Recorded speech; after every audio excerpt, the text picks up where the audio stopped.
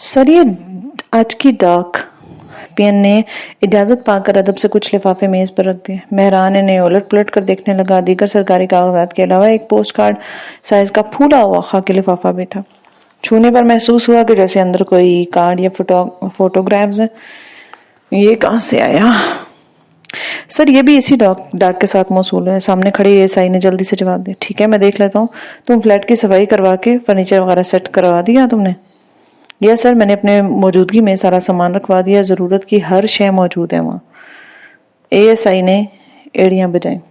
Good, अब तुम जाओ। और हाँ, मैं थोड़ी देर बाद इस्लामाबाद से बाहर जा रहा हूँ। ऊपर से फोन आए तो बता देना कि कल सुबह वापस आऊंगा। Yes sir. एएसआई के जाने के बाद वो बड़ी तुरंग में खाकी लिफाफा खोलने लगा। सबसे पहले एक सफेद पर्ची।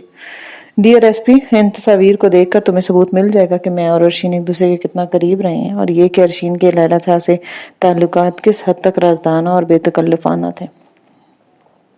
फोटोग्राफी अर्शीन के इसरार पर लैला ही ने की थी, क्योंकि ऐसी रंगीन तस्वीर खिंचवाने के लिए किसी वफादार दोस्त की जरूरत होती है ना। देखो और एंजॉय करो। प्रोफेसर दानियाल। मेहरान की रगों में खून की गर्दिश तेज होने लगी। इसने इस्तरारी अंदाज में मुट्ठियां बींचते हुए जो ही इन तस्वीर पर नजर डाली तो इसके नीचे से जमीन हिल गई। इसका चेहरा यूं सुर्ख हुआ जैसे आग में तप कर दहकने वाला तांबा। झटका इस कदर जोरदार था कि वो कुर्सी पर न बैठ सका। तूफानी अंदाज में कुर्सी पीछे हटाकर एक बार फिर कागज की इबारत और तस्वीर पर नजर डाली और फिर लिफाफे में डालकर लिफाफा जेब में डाला और मुजस्सम कहर बना ऑफिस से निकल गया। आज तुम मेरे हाथों से नहीं बच सकोगी अर्शीन। मैं तुम्हारे जिस्म की खाल तक खींच डालूंगा। एक हंटर खाकर तुम हफ्तों तक उठने के काबिल नहीं रही। आज इस हंटर से मैं तुम्हारे वजूद के चीथड़े उड़ा दूंगा। तुम्हारे जिस्म को एक रेशे को दर्दनाक अजाब से आशना करना कराया तो मेरा नाम भी मेहरान नहीं है। तुम दर हकीकत इस काबिल थी ही नहीं कि तुम मेरे जैसे आदमी की बीवी बनती। तुम इस मनसब की मुस्तहिक ही नहीं थी। यह रुतबा दुर्र नायाब जैसी किसी सादा और पाकीज़ा लड़की को ही जचता था। उफ, किस कदर गिरी हुई और गलीज औरत तुम। बल्कि तुम जैसी बलाओं को औरत कहना ही नहीं चाहिए। ये तो औरत जात की तौहीन होगी ना। जीप का स्टीयरिंग व्हील खिलौने की तरह इसके हाथ में घूम रहा था और वो जल्द से जल्द वसन कोट पहुंचना चाहता था ताकि इसे सजा देकर अपनी गैरत पर लगने वाले दाग को मिटा सके। ए अंबर बेटी, यहाँ तो आओ। क्या हालत बना रखी है तुमने? चेहरा कैसे पीला फटक हो रहा है, जिस्म भी दुबला हो गया है। सबाहत, तुमने ध्यान नहीं दिया इसकी सेहत पर? दादी बड़ी अरसे बाद गोट से वापस आई थी। अमरीन को लैला इंस्टीट्यूट की गाड़ी अभी अभी ड्रॉप करके गई थी और वो अपना पर्स संभालते हुए सलाम करके चुपके से ऊपर खिसकने को थी कि दादी ने पुकार लिया। मैं किस किस पर ध्यान दूं अम्मा जी? या तो ये हाल है कि अपनी जान से बेजार बैठे हुए हैं। वो घुटनों पर हाथ रखकर उठी। इनके हाथों में चावल की परात थी। दादी मैं ठीक हूँ, पिछले दिनों काफी मोटी हो गई थी इसलिए आजकल डाइटिंग कर रही हूँ। अमरीन ने भी तसल्ली लेते हुए फर्राटे से बहाना करा था।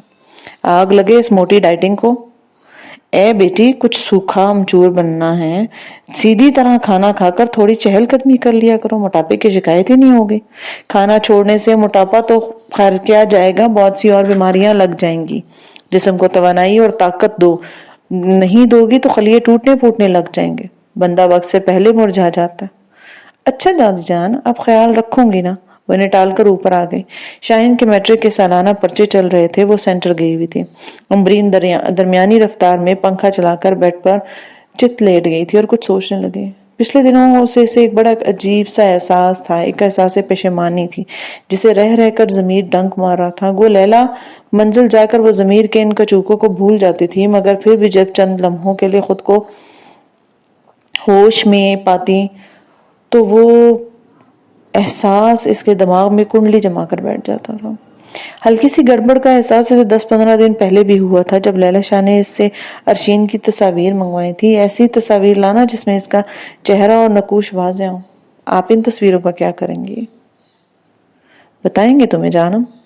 फिर 3-4 दिन बाद जिस तरह लैला शाह ने इसको मदहोश करके बेखबरी में इसकी उरिया तस्वीरें उतारी थी, इस वाक़े ने इसको हिरासा कर दिया था। खासतौर पर जिस अंदाज में बाद में प्रोफेसर की तस्वीरों को इसकी और अर्शीन की तस्वीरों के साथ कंबाइन करके फाइनल रूप दिया गया था, इसने अमरीन को थर्रा के रख दिया था। یہ تصاویر ایس پی مہران کے پاس جائیں گی تو وہ انہیں دیکھ کر کیا حشر کرے گا آپی کا، وہ سوچ سوچ کر کانپ جاتی تھی، مگر نشے کی لالچ نے اس کی قوت ارادی کو بری طرح مجروح کر دیا تھا۔ اس کی لگامی اب اس کے اپنے ہاتھ میں تھی ہی نہیں، گویا وہ ایک کٹ پتلی بن چکی تھی۔ کبھی کبھی تو وہ اپنے انجام کا سوچ کر خوف سے منجمد ہو جاتی اور اس روش پر چلتی رہی تو اس کا اینڈ کیا ہوگا؟ اگر لیلا شاہ نے ناراض ہو کر نشہ فراہم کرنے سے انکار کر دیا تو کیا بنے گا؟ کہاں سے میں اپنی طلب پوری کروں گی، اور نشہ نہ ملا تو میں سسک کر مر جاؤں گی۔ لیکن یہ سوچیں محض لمحاتی ہوتی تھیں۔ اب اس کے خیالات کا محور فقط یہ رہ گیا تھا کہ کب، کس وقت اور کہاں سے ہیروئن کی فراہمی ہو سکتی ہے، اور وہ پوری کوشش کرتی کہ وہ کوئی ایسی حرکت، کوئی ایسی بات نہ کرے جس سے لیلا خفا ہو جائے، کیونکہ اس کی زندگی کا انحصار لیلا کے فراہم کردہ نشے پر ہی تو تھا۔ اس کی کیفیت حد درجے رحم کے قابل ہو گئی تھی، اس کا سیلف کنٹرول زیرو ہو گیا تھا، اور دن بدن وہ تباہی کے دہانے کے قریب ہوتی جا رہی تھی۔ ارے نینی، ہاں مجھے یقین نہیں ہو رہا۔ ناظر نے گیٹ کھولتے ہی پہلے چیخ ماری، پھر بے اختیار آنکھیں ملنے لگا۔ شریر! نینی نے ایک دھپ لگانے کے بعد شفقت سے اس کے سر پر ہاتھ پھیرا۔ وہی مشفق و مہربانہ انداز، شگفتہ دھلی دھلائی مسکراہٹ، پیار بھرا نرم گداز لہجہ، کتنی مدت کے بعد ان کی پرانی نینی کی جھلک آئی تھی۔ ناظر کا دل مسرت سے بھر گیا۔ ارے بھائی، اتنے محترم و معتبر لوگ آئے ہیں، انہیں منانے اور واپس لانے کیسے نہ آتی؟ سفیان نے اپنے کالر اکڑا۔ چلو اب اندر چلتے ہیں، کیا یہیں پہ رات بتانی ہے؟ پیچھے سے نازش نے اسے دھکیلا۔ وہ دونوں کل پلان کر کے شیخ بانڈا گئے تھے، مہران کو بتا دیا گیا تھا۔ نینی کے انداز میں چاہت کی وہی سابقہ تڑپ تھی جو مہران کے لیے مخصوص تھی۔ مہران کدھر ہے؟ آفس گئے ہیں، کہہ رہے تھے کہ شام کو وسن کوٹ سے ہو کے واپس آئیں گے، جہاں تک میرا خیال ہے کہ ارشین آپا کو لینے گئے۔ ناظر نے چور نظروں سے نینی کا چہرہ دیکھا، وہ ارشین کے ذکر پر نارمل رہی۔ وہ لوگ اندر آ گئے۔ ہائے واقعی! سفیان اچھل کر سائیڈ پر ہو گیا۔ نازش بھی متحیر سی تھی، یہ انقلاب کیسے آ گیا؟ لگتا ہے بھئی آج تو خوشخبریوں کا دن ہے۔ سفیان کا لہجہ خوشی سے چھلک مار رہا تھا۔ ایسے کیسے خود سے چلے جانے دیا؟ ہم خود جا کر اپنی بہو کو لائیں گے، اور ابھی تو لوگوں کو بھی انفارم کرنا ہے، باقاعدہ شادی کی تقریب ہوگی، دعوت ولیمہ ہوگی۔ نینی مصنوعی خفگی سے گویا ہوئی تھی۔ سفیان کا دل خوشی سے بھرتا چلا گیا۔ نینی کا دل ارشین کی طرف سے صاف ہوا، اور یہ ساری کوشش نازش کی تھی۔ نازش نے انہیں قائل کیا تھا۔ مہران کے مظالم سن کر انہیں سچ مچ بہت غصہ آیا، پھر اسی بات نے انہیں پگھلا بھی دیا، اور اب وہ در نایاب کے والد سے معذرت تو کرنا چاہ رہی تھی، لیکن سفیان نے انہیں یاد کروایا کہ وہ معذرت کر لیں۔ ہاں سب کچھ ہی ہوگا۔ نینی اشارہ سمجھ گئی تھی، کسی بہانے صفی میاں اپنی شادی کا ذکر کرنا چاہ رہے ہیں۔ نینی! ناظر نے شرارت سے انہیں بولا۔ ہاں خوب یاد دلایا نازش بیٹے، ایسا نہ کریں، مہران کے ولیمے والدین سفیان کا نکاح بھی کر دیں، رخصتی فاریہ کی پڑھائی کے مکمل ہونے کے بعد کر لیں گے، کیا خیال ہے؟ بہت نیک خیال ہے نینی، سفیان نے بے ساختہ کہا، اور پھر تینوں کے کہکے نے اسے اور شرمندہ کر دیا، اور وہ جھنپ کر وہاں سے نکل گیا۔ بات کتنی ہی ناقابل برداشت رہی، لیکن یہ حقیقت ہے کہ انسان ازل سے وحشی ہے۔ تاریخ کائنات شاہد ہے کہ انسان تمام جانداروں میں سب سے زیادہ خونخوار، منتقم مزاج اور بے رحم ہے۔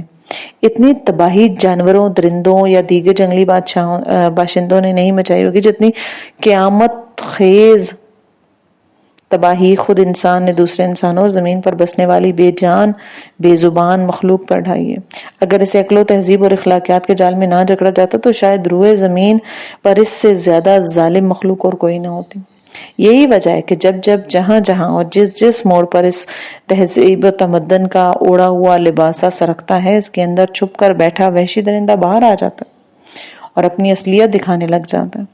مہران کسی خونی بلا کی طرح وسن کوٹ کے اس گمنام اور تہذیب نو کی روشنی سے محروم گاؤں میں داخل ہوا۔ اس کے سر پر خون سوار تھا، تصویروں والا خالقی لفافہ شرٹ کی اوپری جیب میں تھا۔ لفافے کا لمس یوں محسوس ہو رہا تھا گویا سانپوں کی پٹاری سینے پہ دھری ہو، جہاں سے دو شاخہ زبان لہراتے بے شمار کالے ناگ مسلسل اس کو ڈس رہے ہوں۔ اس کاٹے کا اثر اتنا سری تھا کہ اس کا زہر اس کے روم میں تھا۔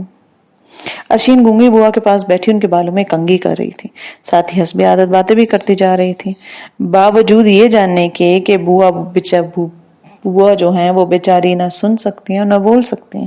وہ اسی طرح خود کو بہلانے، احساس تنہائی کو کم کرنے کے لیے ان کے ساتھ باتیں کیا کرتی تھی۔ اوپر سے فیصلہ آیا ہے بوا، اب ہمیں سینٹرل جیل سے کہیں اور منتقل ہونا ہے، ہماری قید ماں مشقت ختم کر دی گئی ہے، البتہ اسیری کے دن بدستور رہیں گے۔ شنید ہے کہ اسلام آباد کے کسی ٹھکانے پر نظر بندی کے انتظامات کیے گئے ہیں۔ تمہیں سخت قید اور نظر بند کے درمیان فرق کرنا آتا ہے بوا؟ دونوں صحن میں لگے آم کی عمر رسیدہ درخت کے نیچے چارپائی بچھائی بیٹھی تھی۔ اس کے استفسار پر بوا نے اپنی دھندلائی آنکھوں سے ناقابل فہم انداز میں اس کی طرف دیکھا۔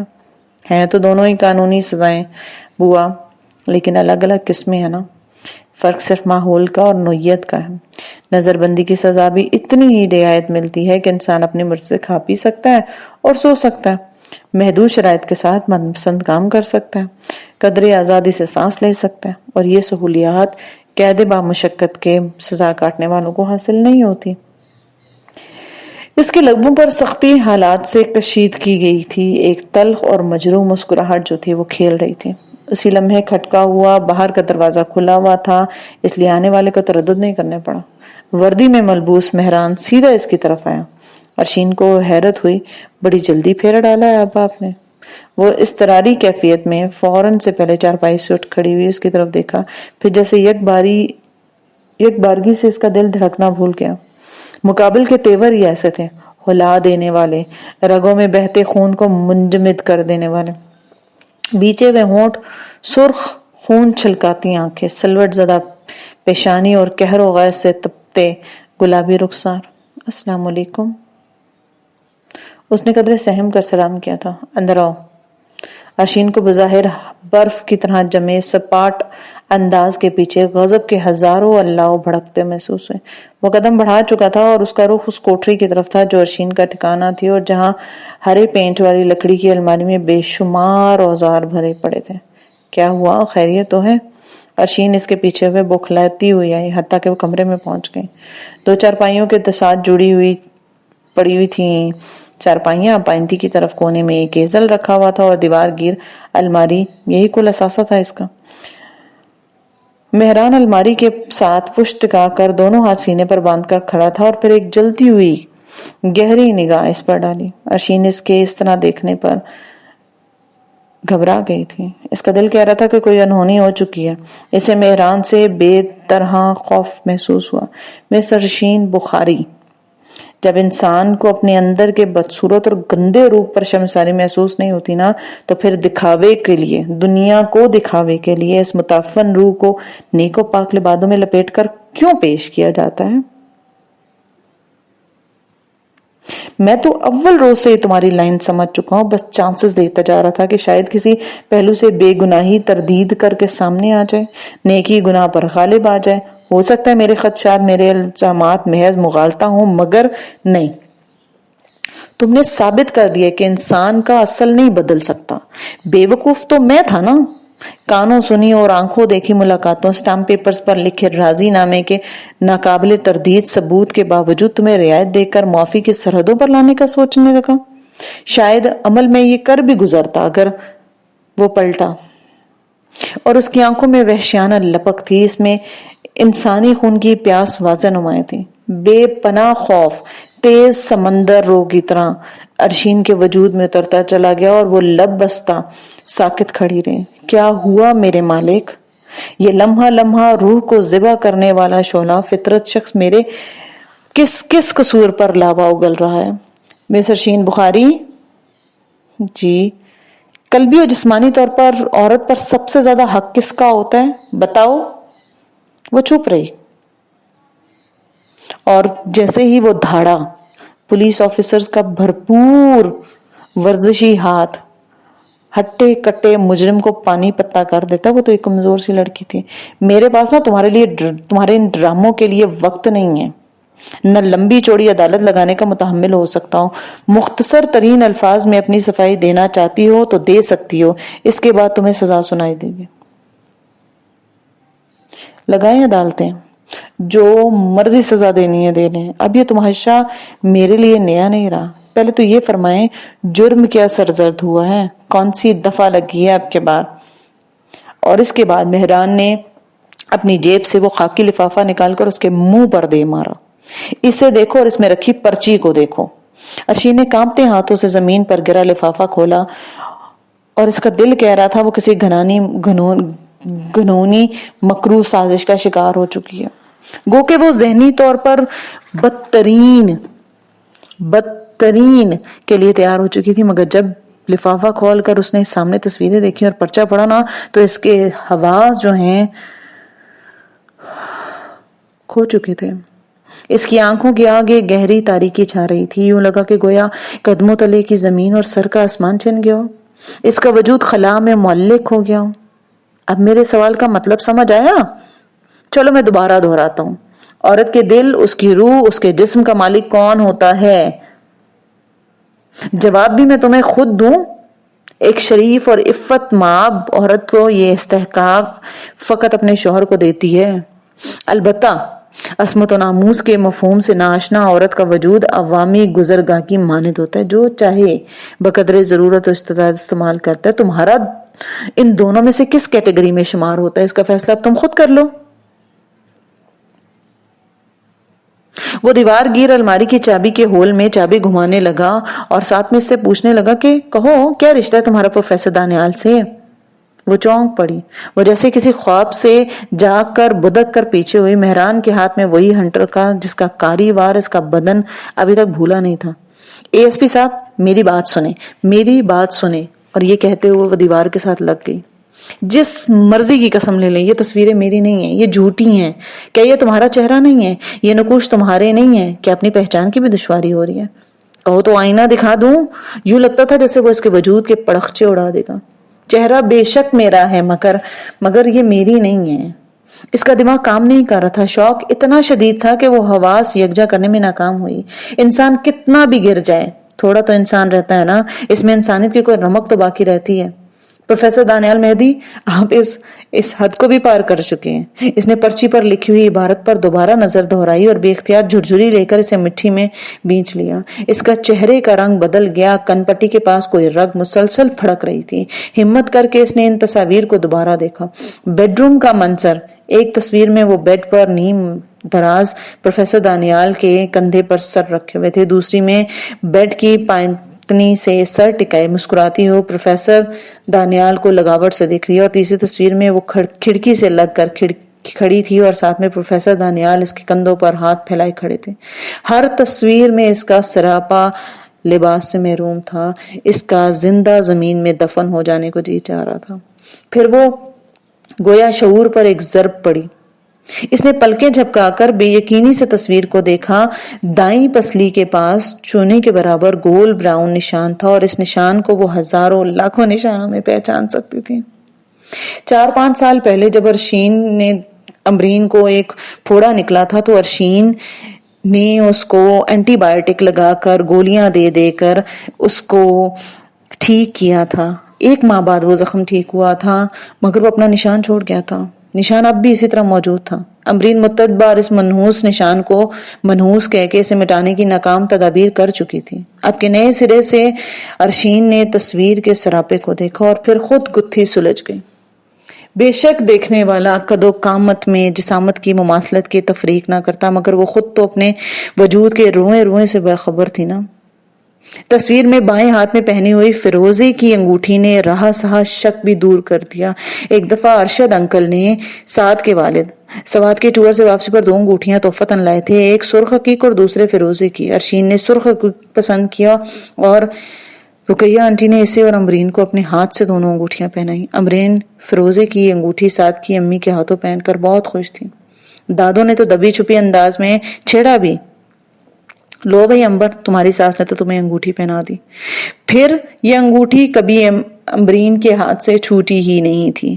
کیا لیلا اور پروفیسر نے گٹھ جوڑ کر کے امبرین کو اس سازش کے لیے تیار کیا ہے، یا خود امبرین اس کی دشمنی میں اتنی آگے جا چکی ہے کہ شرم و حیا کا لبادہ اتار پھینکا؟ اس کے کانوں میں سائیں سائیں ہو رہی تھی۔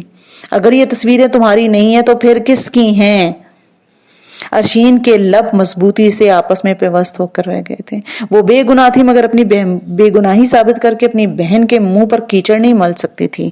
کس منہ سے تم یہ کہتی ہو کہ یہ سیاہ نامہ منظر جو ہے وہ تمہاری بہن کے تعاون سے پائے تکمیل کو پہنچا ہے؟ وہ تصدیق کے لیے سیدھا بخاری لوٹ جاتا. بابا جان اور بی بی جان دوسروں کی صاحبزادی کے ساتھ ساتھ ان کے کارنامے انہیں بتاتا. امرین کی جو درگت بنتی سو بنتی اور انکشاف سے جو بدنامی پھیلتی اس کو بیانے کے لیے کوئی نہیں آتا. خیر بابا جان اشتعال میں آ کر امرین کی ہی جان لے لیتے یا خود کو کچھ کر ڈالتے. انتہا پرست شخص سے اور کیا ہی بعید ہے. اور پھر خود مہران کی نظر میں اس کی بہن کی کیا عزت رہ جاتی. وہ اپنے متوقع انجام سے بے نیاز اس فکر میں غلطاں تھی کہ امرین لیلا شاہ اور پروفیسر تک کیسے پہنچی. وہ بے وقوف لڑکی، وہ جذباتی لڑکی ان مکار بلاؤں کے ہاتھ کیسے چڑھی. اس نے گھر کے تنگ دبے دبائے گھٹے ہوئے ماحول سے نکل کر اس دنیا تک رسائی کیسے حاصل کی، اور گھر والے کس حد تک اس بات سے واقف ہیں. امرین کا ان خطرناک لوگوں سے میل جول حد درجہ تشویشناک امر تھا. کاش وہ اپنے گھر لوٹ جا سکتی اور ساری صورتحال کو خود سنبھال سکتی، لیکن کیا ایسا ممکن تھا؟ وہ اپنے ہاتھ سے لگائے اور سیکھے گئے پودے کی جڑ میں کیڑا لگ جائے تو مالی کی پریشانی دیدنی ہوتی ہے. وہ بری طرح بے چین تھی. یہ احساس نہیں تھا کہ بہن کے ہاتھوں وہ کس ذلت اور رسوائی کے گہرے گڑھے میں سر تپا غرق ہو چکی ہے. اسے تو بس یہ فکر کھائی جا رہی تھی کہ امرین غلط قسم کے لوگوں میں پھنس گئی ہے اور ابھی اسے اس چنگل سے نکالنا ضروری تھا، ورنہ دوسرا عظیم نقصان ہو سکتا تھا. پہلی ذکر تو میرے ہاتھوں ہی اٹھا چکے ہیں، اللہ نہ کرے دوسرا کوئی یہ اٹھائے. تمہاری خاموشی تمہارے جرم کی آئینہ دار ہے،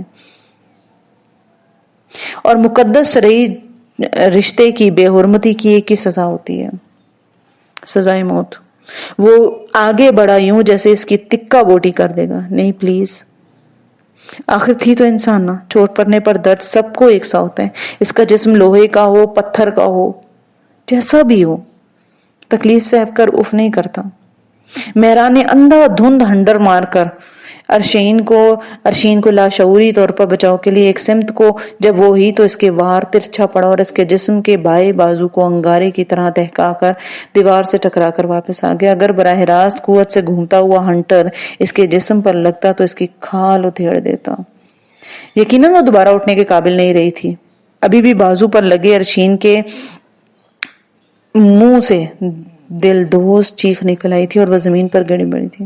تمہارا زندہ رہنا نا انسانیت کے منہ پر تماچا ہے. وہ دوسرے وار کے لیے پر تولنے والا تھا. جو ہی اس نے ہاتھ اٹھایا اسی لمحے نکاہت سے چور بوڑھے ہاتھ نے اس کا ہاتھ تھام لیا. وہ تعجب سے پلٹا.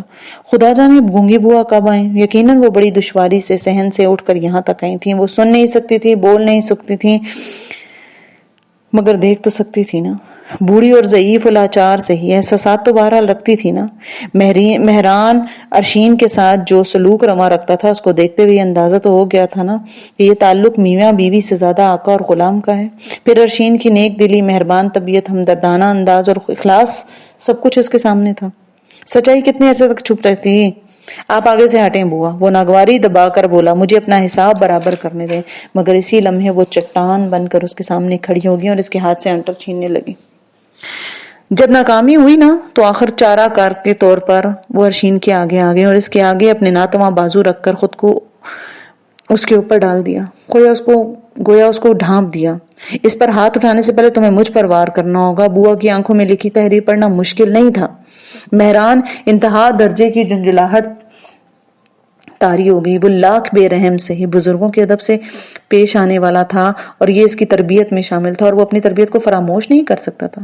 ٹھیک ہے بوا، تمہاری جان کے صدقے میں اس کی جان بخشتا ہوں. اس نے شکست خوردہ انداز میں ہنٹر پھینکا. بوا ارشین کو بازو سے سہارا دے کر اٹھا رہی تھی، جس کی گال تھپ تھپا کر ہوش میں لا رہی تھی. مگر یہ امر تو طے شدہ ہے کہ اب میرے اور اس کے درمیان کوئی رشتہ نہیں رہے گا.